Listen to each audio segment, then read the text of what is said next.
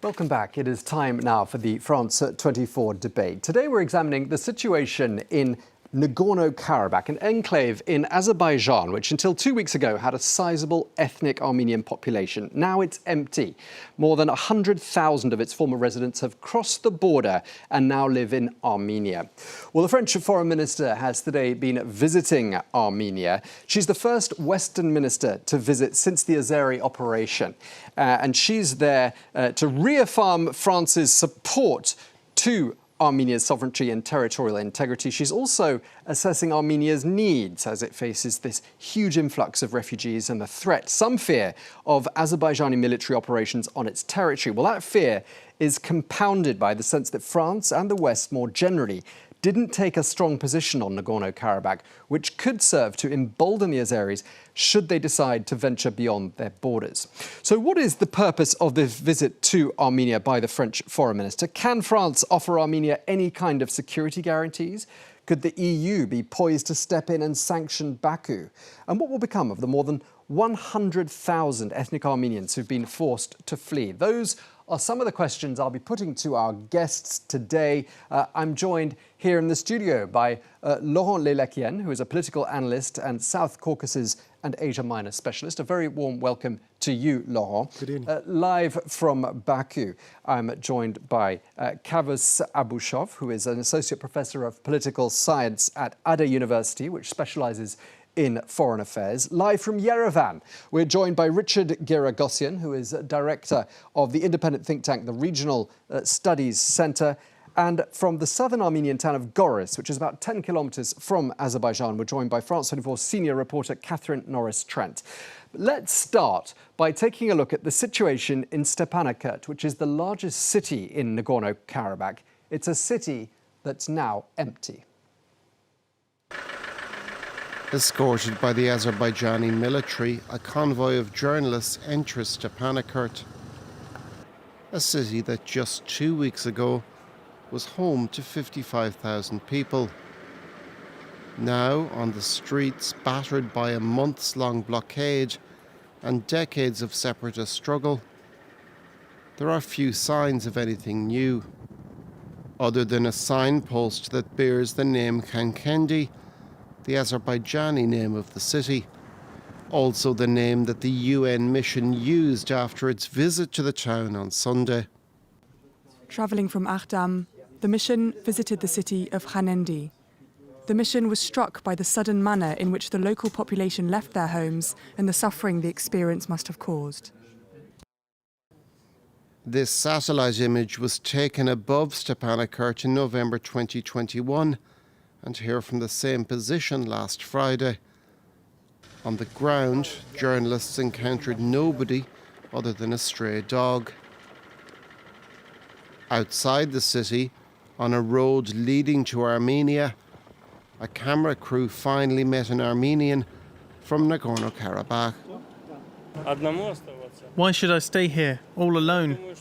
My whole family is already in Armenia.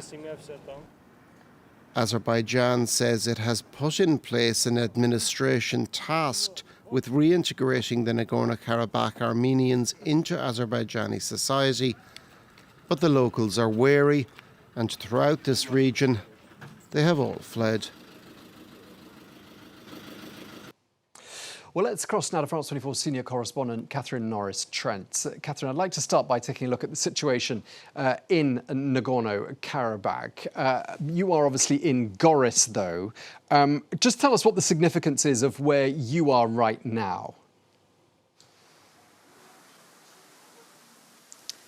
Good evening. Well, Goris is a town which is just a few dozen kilometers away from the border with Nagorno-Karabakh, and it's through this mountainous town that exodus of more than 100 1,000 ethnic Armenians poured in recent days. So it has been overwhelmed with people arriving with whatever worldly belongings they could gather strapped to the roofs of their vehicles. And it was a major humanitarian hub. People getting more dispersed throughout Armenia now, looking for somewhere to rebuild their lives. But Goris is a town which has seen waves of refugees, of people heading here when there has been conflict in the past. In 2020, a lot of people came here seeking shelter while that war raged on. But now it has seen the end of an era, for the moment at least, as that exodus has seen the Karabakh Armenians pouring out of Nagorno-Karabakh. And just before we spoke to you, we were looking at the French Foreign Minister Catherine Colonna on a visit to Yerevan. It's the first visit to the country by a senior Western minister since this situation erupted. What's the point of her visit, Catherine? Well, she announced some more aid. It was also a symbolic show of support, and she didn't give many details, but hinted at military equipment that could be given to Armenia by France under future contracts. But this was also about France saying that they would be defending Armenia if Armenian fears about threats to its territorial integrity were realised. So it was a message, a very public message of support for Armenia on Catherine Colonna's visit today. And of course, where you are, you're meeting a lot of people who've just left Nagorno-Karabakh. A lot of them are there in Goris. What are they telling you about why they decided to leave the place they called home? Well, the people we'd been speaking to told us that they were very fearful, that they had fled their homes because they felt they had no choice. They did not believe statements by Azerbaijani authorities that they would be able to integrate into Azerbaijani society as part when Nagorno-Karabakh has become part of that. Again, it is inside its internationally recognized borders, but has been kind of a separate entity for 3 decades. And people said they did not want to live under Azerbaijan. They were very fearful about that. They were fearful for their safety. They'd also been living under a blockade for several months as well. And so they do not at all trust those reassurances from Azerbaijan. And so they simply said they had no choice. And it was a real wrench for a lot of the people we were talking about, leaving their homes, leaving the graves of loved ones that they'll say they'll never be able to see again. So this is something that a lot of people felt they had no choice to do out of fear. And clearly people arriving there in Goris, where you are, they've had this long journey. Psychologically, it's been a pretty traumatic time for them, not least because they lived under blockade for 10 months. What sort of state are people in when they arrive there in Goris? Well, you can imagine the kind of exhaustion and, yes, psychological trauma of a lot of the people. We've seen people very shaken up, very despondent, a lot of them very hungry, saying they hadn't had enough food for several years. Some of them barely had enough fuel to make it across the border. Their vehicles packed down on the roads because there'd been that blockade on basic supplies. Other people very injured, that fuel depot explosion. So people with severe burns, some of the people who were ill actually died after getting into Armenia. So there's a real state of distress for a lot of the people. There's children here wondering how their futures are going to look like, entire families living in uncertainty. So it is going to be a huge challenge for them adapting to this new life inside Armenia. And Catherine, this is my last question to you before we cross to our guests. I mean, has the exodus now ended? And just tell us what happens next for the refugees in places like Goris, where you are.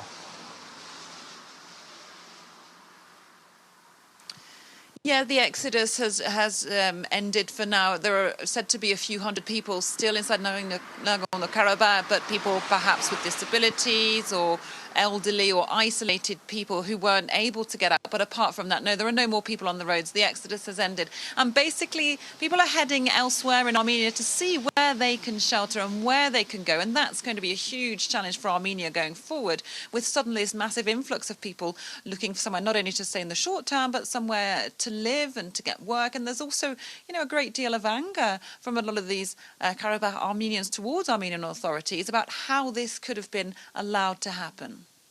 Okay, well, thank you very much indeed for bringing us all the latest there from the southern Armenian border town of Goris. Catherine Norris-Trent, our senior reporter, thank you very much indeed. Let's turn now to our guests. Let me start with you, Laurent Lelakian. You're here with us in the studio.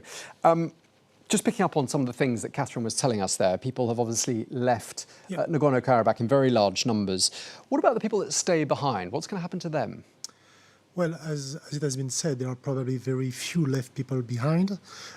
Some of them have been arrested, especially the officials have been arrested. For instance, the former president, Araik Harutyunyan, or some others have been arrested and brought to Baku, where they joined the former prisoner of war dating from 2020, from the war in 2020, and which has not been released in full violation of the agreement. And for the other ones, probably, as it has been said by the UN mission, whatever dubious could have been this UN mission, and I'm very cautious with the UN mission. They said there could be 50 to 100 or 1,000 people. They don't know exactly, and probably Azerbaijan will show them up. As in the kind of Potemkin village, showing that everything is fine for them. But as it has been said by Catherine, there are only left some disabled or old people, and I saw some propaganda film showing that they are well treated, that some doctors came to examine them, and so on and so forth. So it will be a kind of a show for the Azerbaijani regime. Let's go to Yerevan and ask Richard Giragosian. Richard, is there a feeling there in Armenia that there was simply no choice for these people? They had to leave, or did people feel they perhaps could have stayed if they wanted to? Well, I think there was a clear feeling of insecurity, a pronounced perception that continuing to stay in Nagorno-Karabakh was no longer feasible. It's also important to remember this comes after 10 months of a medieval-style siege. Shortages of food, critical medicine, gasoline, which also meant no ambulances or fire service. Azerbaijan basically created a situation where daily life was no longer tolerable, and the mass exodus of Armenians met a key objective of the Azerbaijani authorities. Thanks. Let's get perspective now from Baku. Last but not least in our guests lineup this evening, Professor Kavus Abushov. I just want to ask you, what's the reaction there in Baku, in Azerbaijan, to the fact that almost everybody, not everybody, but almost everybody, has decided to leave Nagorno-Karabakh despite assurances from the authorities? Thanks. The reaction and the mood is very clear. So there's a feeling of regret that a lot of Armenians are leaving in mass. There's also some understanding. So I partly agree with Richard's comments that a lot of people, some people are leaving for security reasons because there's been a war. In 2020, there was a mass full-scale war between Armenia and Azerbaijan. However, I would classify the people leaving Nagorno-Karabakh into two groups: those who don't accept to live as a part of Azerbaijan, and those who are leaving for security purposes or for security reasons. So what is good, what I feel good a little bit, is that I see a lot of positive hope in Azerbaijan, for particularly at the official level, but also at the societal level, that Nagorno-Karabakh Armenians are going to return and coexist with the Azerbaijanis. And I've also been, I find it positive or good that the Azerbaijani government has gradually or slowly been in the process of developing a blueprint for the coexistence of Armenians and Azerbaijanis. That's at least my hope. Yeah, and I just want to pick up on that because, we forget, in fact, that there were Azeris or Azerbaijanis, as they're also called, living in Nagorno-Karabakh. And just staying with you, Professor Abushov, I mean, did the two communities live side by side in harmony in that enclave, as far as you understand? Absolutely, absolutely. Any conflict in history, and there's a lot of research on that, is caused by elite entrepreneurship, elite manipulation. There was nationalism, and nationalism has brought up this conflict. Before that, if you look at 1970s, 80s, etc., Armenians and Azeris had coexisted peacefully, both in Nagorno-Karabakh and in other parts of Azerbaijan and within Armenia as well. Yes, it was coincidentally that nationalism inflamed and it brought about these results. So therefore, I'm confident that with time, certain ethnic Armenians will be returning to Nagorno-Karabakh to coexist with the Azerbaijanis. And as the presidential advisor of Azerbaijan, Hikmet Hacıyev, he announced that Azerbaijan sees the coexistence in the form of cultural, religious, and other rights of ethnic Armenians in Nagorno-Karabakh and a joint municipality, etc. That reminds me of cultural autonomy in a way. The Azerbaijani government doesn't mention the term of cultural autonomy, but it's everything that is there. OK, I want to pick up on 2 points you've made. Firstly, the idea that these two communities lived side by side in relative harmony in Nagorno-Karabakh previously. And secondly, the point that people will one day or might one day have the opportunity to return to Nagorno-Karabakh, even though they're currently in Armenia. Laurent, how likely do those two points sound to you? Of course, I must disagree. Precisely, at the beginning of not the beginning, but the story in 1990s, the Armenians from the Soviet Republic of Azerbaijan were claiming nothing else and more than this cultural autonomy, and that's because they have been crushed. There have been some pogroms in the 1990s that, in the end, it turned into full-scale war, and they gained their independence. The attempt of erasing the Armenian population from Karabakh, and by the way, from Azerbaijan too, because as it has been said, there were some Armenians in Azerbaijan and there were some Azeris in nowadays Armenia, is a project dating back from the 20s and even from the beginning of the 20th century. It was the pan-Turkish project to erase this Armenian population, to make a continuum of Turkish population all around. So I don't trust that Mr. Aliyev, which is in the line of this project, will grant some right to the Armenian population, as first he's not granting any rights to its own citizen. It could happen if there is a new regime, because there are some opponents in Azerbaijan that are completely left alone by the West also, and they are, by the way, most of them are in exile or in jail. So if there is a new power in Azerbaijan, maybe it could happen, but with this regime, certainly not. OK, Richard Giragosian, can I ask you those same two questions? Do you think it's likely people will be able to return eventually? And secondly, is it true, in your opinion, that these two communities did live side by side up until quite recently? I'm rather skeptical. If we look at the pattern and historical record of coexistence, it was too long ago. It was many decades ago. We've had a generation since, in Nagorno-Karabakh and now in Armenia, that experiences and enjoys a functioning democracy. And I do think that factor, the political, is underestimated, because in that context, the Armenians enjoying democratic liberty and freedom are not willing to surrender to subordination under a family dynasty or the authoritarian government of Azerbaijan. So I think realistically, both sides have to normalize relations, but I don't see any possibility for the Armenians to return to Nagorno-Karabakh under today's Azerbaijani dictatorship. And since you're there in Yerevan, let me stay with you, Richard. And I just want to ask you about the visit of the French Foreign Minister, Catherine Colonna, the most senior Western official to visit Armenia in recent weeks. Why do you think she's there? What do you think she can achieve during her visit? Well, I think her visit alone was both significant and successful.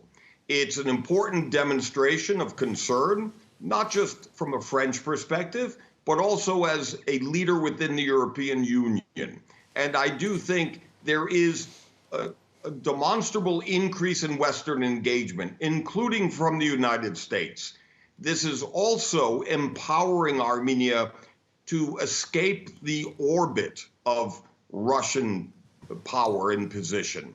And I do think the real new challenge for Armenia is also the challenge of Russia as an unreliable so-called partner. Hence the importance of the French foreign minister's stress of the French reliability and commitment to Armenia, both as a democracy as well as a nation under threat. But I am still optimistic because Armenia is nothing if not a nation of survivors. What is France's link to Armenia, Laurent? And why do you think France has decided it wants to take the lead, or at least it seems to be taking the lead so far in this situation? Well, before replying to this question, let me hail the announcement made by Mrs. Colonna. Even before this move to Armenia, France was at the spearhead of the support to Armenia and Armenians in the region, with many positions, but it was verbal position, and now she took some strong position with apparently some concrete initiatives. So that's really, yes, outstanding. And it could be, as it has been said by Mr. Garagosian, a swing for Armenia. It could be the momentum for a swing from the Russian orbit to the West, if the West accepts, of course. Now, the reason behind the interest of France is certainly a long-standing, I would say, love between French and Armenian. I would say Francophilia by Armenia, but that's not enough. There are some strong political reasons behind that, maybe to weaken or to take the lead in a region which is clearly dominated by Russia, but also to contain Turkey, because Turkey is the other, I would say, invisible player, and Turkey is more and more a threat, not only in Caucasus, but also in the Asian Sea. And at least it is seen like this by most of the European leaders. So it could be a way to limit the Turkish ambition, because today it's Karabakh, tomorrow it could be it's Karabakh through the Azerbaijan proxy, tomorrow it could be an island, in a Greek island in the Mediterranean Sea. So it could be a way to make some clear signal to Turkey. Turning to Baku, to Kavus Abashov, our professor there, what's the feeling there about where Russia was these last couple of months? Is there a sense that Russia's just too busy with other things to be able to in any way intervene in this situation, and therefore perhaps this presented the opportunity to the powers that be in Azerbaijan that now is the time to take back control of Nagorno-Karabakh? I mean, on the one hand, Russia has been busy in Ukraine. That is the feeling. On the other hand, however, there has been discontent in Azerbaijan with the implementation of the tripartite agreement, in particular demilitarization of Nagorno-Karabakh. And the primary reason why Azerbaijani police forces and the army went into Nagorno-Karabakh itself was because there had not been any serious progress in the demilitarization. People were dying in Azerbaijan in the landmines laid in Nagorno-Karabakh and outside Nagorno-Karabakh as well.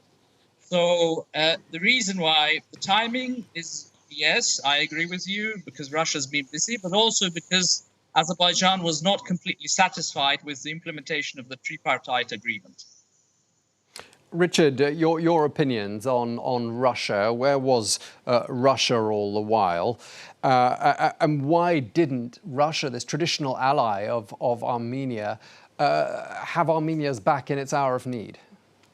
I think that there's an interesting paradox. On the one hand, there's a degree of Russian complicity in this recent operation, largely among senior leaders in both Moscow and Baku, where Azerbaijan was emboldened, both by Turkish support, but also by Russian coordination, complicity. But the paradox is unique because in addition to that senior level leadership complicity, Russian force on the ground was embarrassingly humiliated by Azerbaijan. The Russian peacekeepers and Russia itself could not even enforce the terms of the 2020 ceasefire that Russia imposed. So there was an interesting contradiction here.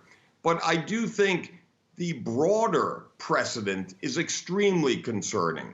and it goes beyond Russia or even Azerbaijan. It's the precedent where recent action by the Azerbaijani armed forces tends to dangerously validate the use of force over diplomacy. This is why and where it directly affects France and European values.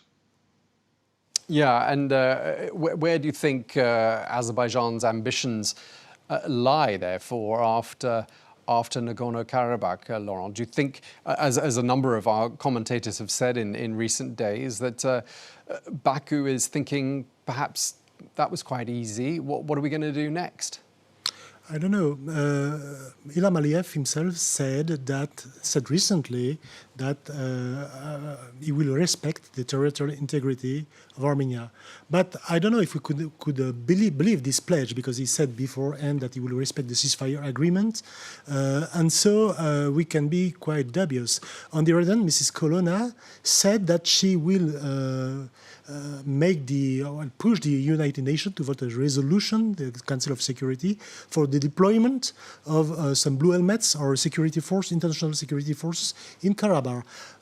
That's great, but I don't know how she will manage. I mean, how the international community will manage to do so, because it means probably a direct confrontation with Azerbaijan. Nowadays, the Azerbaijan soldiers are in Karabakh, so it could be it would be a problem.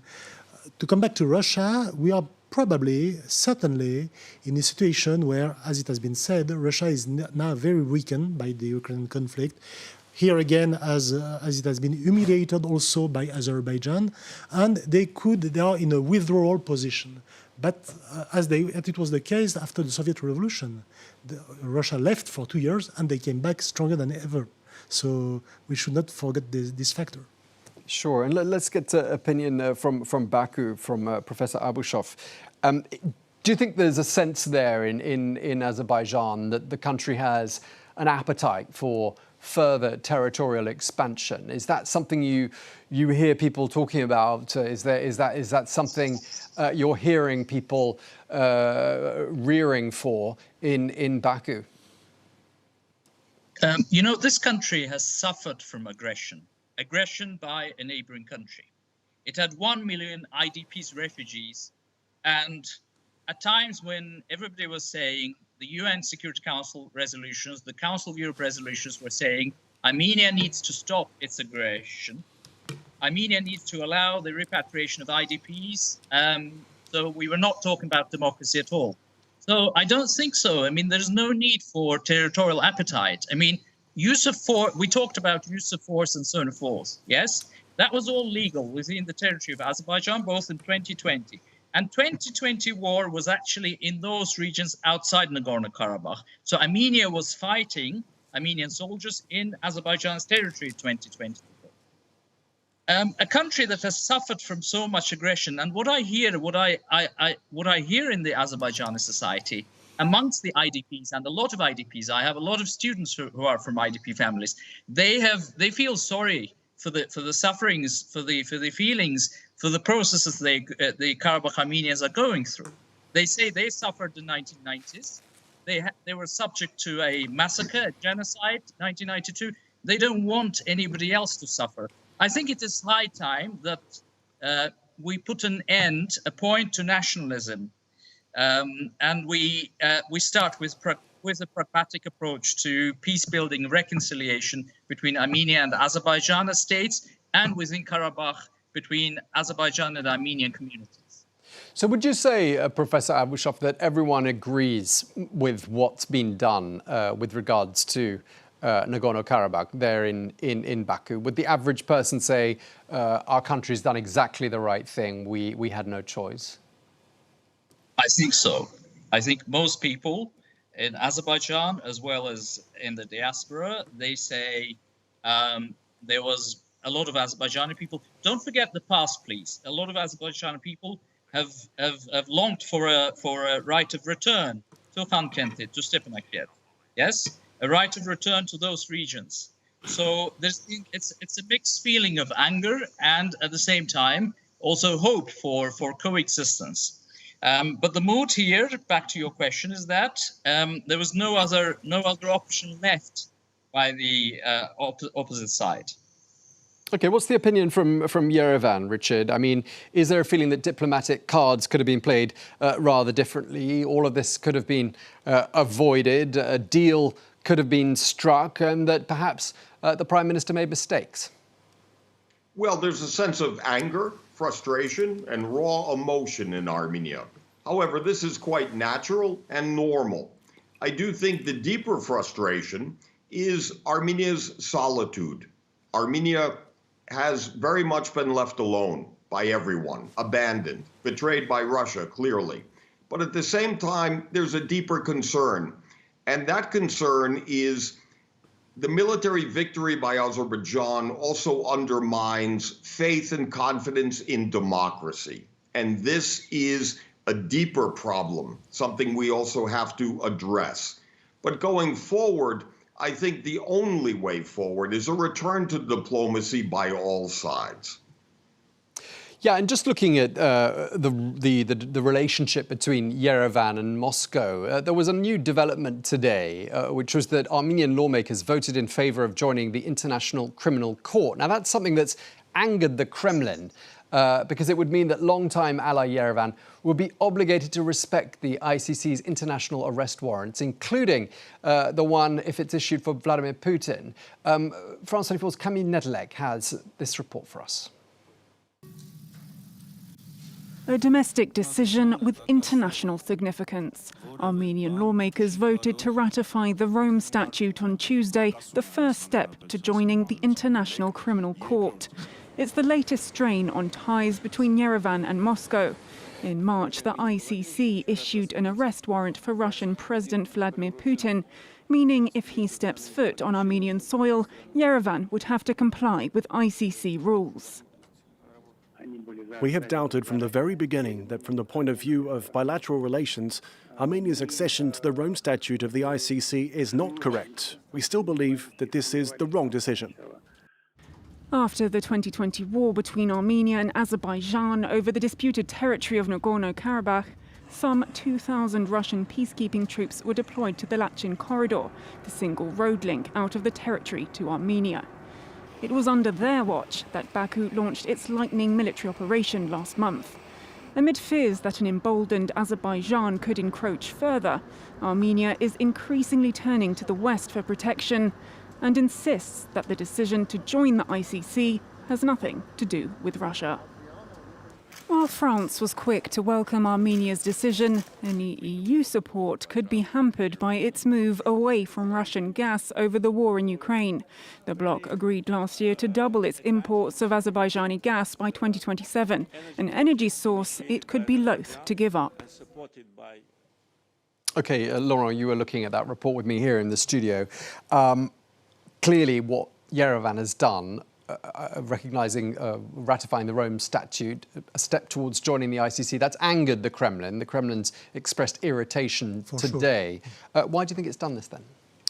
Well, I don't think at all that it was directed toward Russia. Certainly not. It was clearly in connection with the aggression of Azerbaijan on Artsakh, on Karabakh, but also on Armenia itself. You know that Azerbaijan is occupying nowadays around 150 square kilometers in Armenia, and the aggression on Artsakh have been also accompanied by many war crimes and execution of civilians and so on and so forth. So clearly, the target is Azerbaijan and certainly not Russia. Now, Russia being an authoritarian state, it could only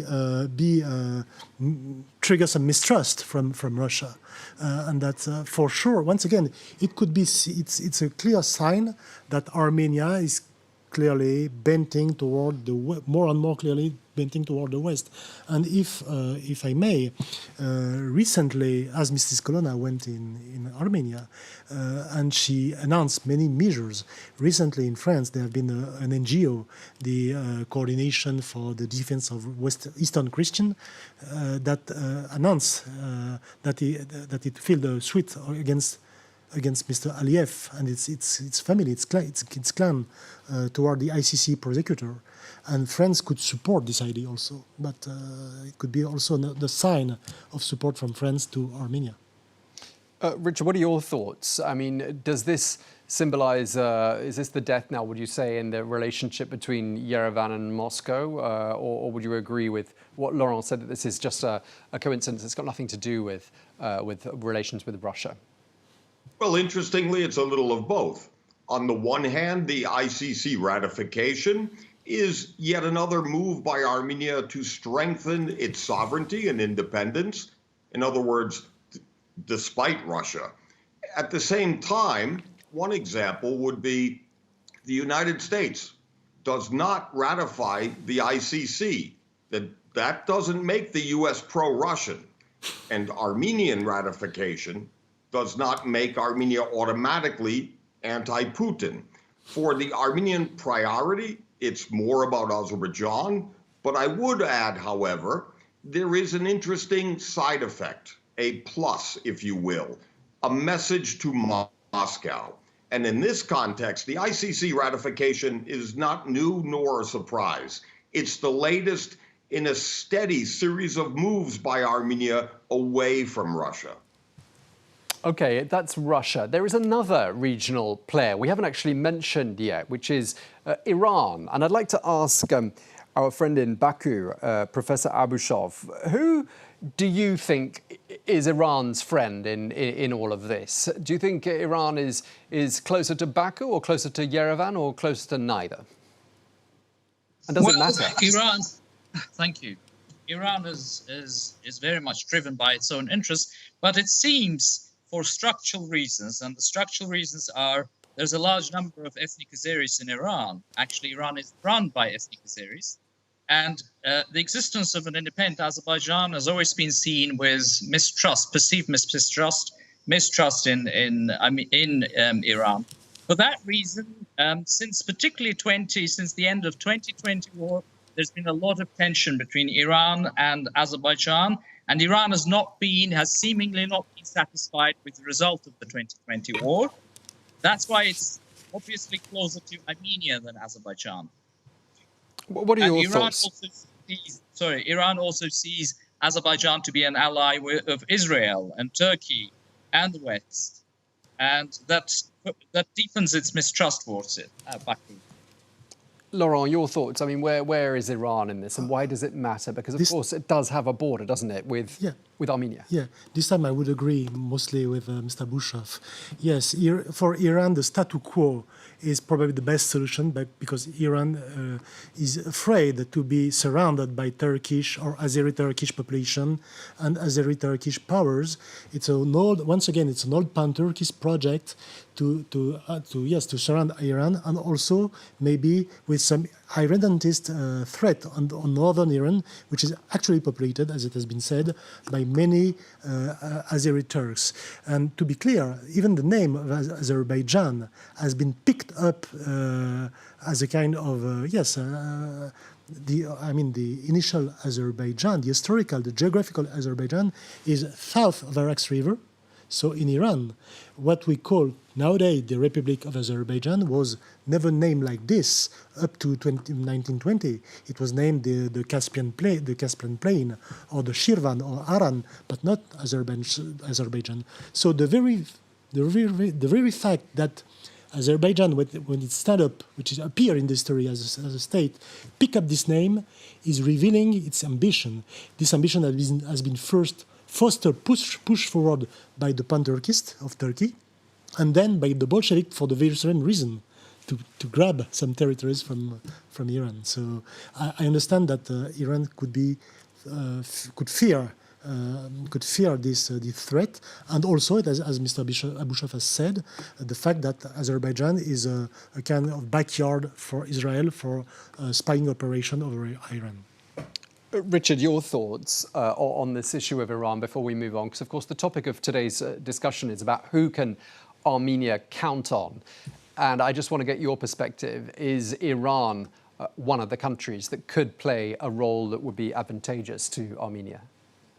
Well, Iran has already demonstrated that it's an important outlet for Armenia, as well as an alternative source of natural gas to overcome our dependence on Russia. But I do think, from an Armenian perspective, we're a prisoner of geography, and no country gets to choose its neighbors. However, I do think Iran has not yet returned to its traditional role as a regional actor.